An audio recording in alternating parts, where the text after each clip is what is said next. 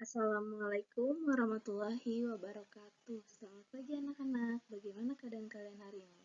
Semoga kalian dalam keadaan sehat semuanya.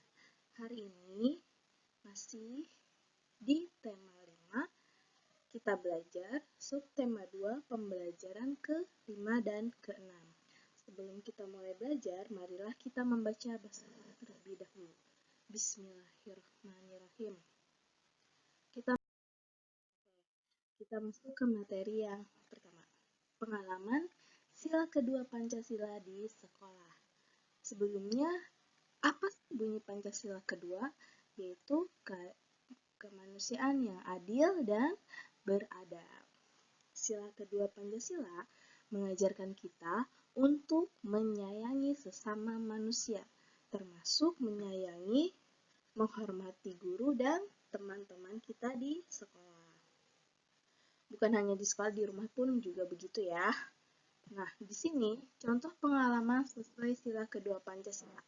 Yang pertama, memperhatikan saat guru mengajar di kelas. Yang kedua, menghormati guru saat kita berpapasan di jalan.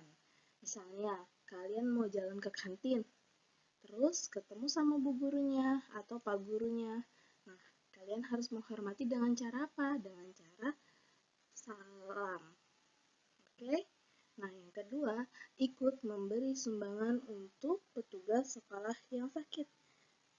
Oke, tidak hanya untuk petugas sekolah, tetapi untuk teman-teman kita yang sedang sakit. Ikut memberi sumbangan, ikut memberi semangat, ikut mendoakan supaya lekas sembuh. Nah, yang ketiga, contohnya lagi itu kita memberi makanan kepada teman kita apabila teman kita tidak membawa bekal, saling berbagi. Oke? Itu contoh-contoh pengalaman sila kedua Pancasila di sekolah. Oke, setelah tadi Pancasila kedua, kita masuk ke pengalaman sila ketiga Pancasila. Apa bunyi sila ketiga? Yaitu Persatuan Indonesia. Sila ketiga mengajarkan kita untuk mencintai tanah air Indonesia. Sikap cinta tanah air dapat kita tunjukkan beberapa cara, yaitu menggunakan produk buatan dalam negeri, mengikuti upacara bendera dengan tertib. Yang ketiga, mempelajari budaya daerah lain yang ada di Indonesia. Bukan hanya daerah asal kalian saja, tapi bisa mempelajari budaya daerah-daerah yang lainnya. Kemudian, yang keempat, bekerja sama membersihkan ruangan kelas. Itu adalah contoh-contoh pengalaman Pancasila ketiga di sekolah. Kita lanjut. Nah, kita lanjut masuk ke puisi. Setelah tadi kita bahas Pancasila, kita akan menilai pembacaan puisi. Kamu dapat menilai pembacaan puisi dengan cara memberi tanggapan dan saran.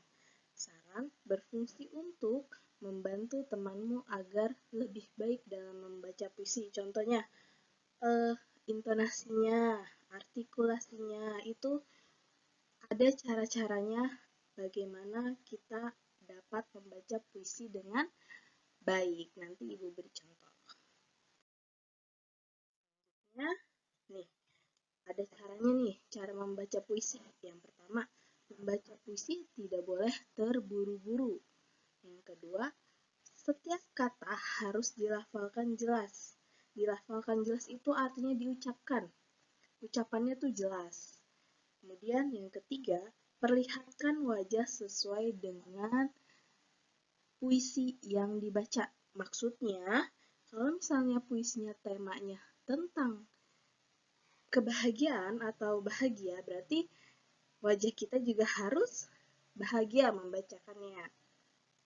Kalau tema puisinya sedih, berarti kita harus mengikuti tema puisi tersebut. Wajah kita juga harus sedikit sedih atau sesuai dengan tema puisi yang mau kita baca.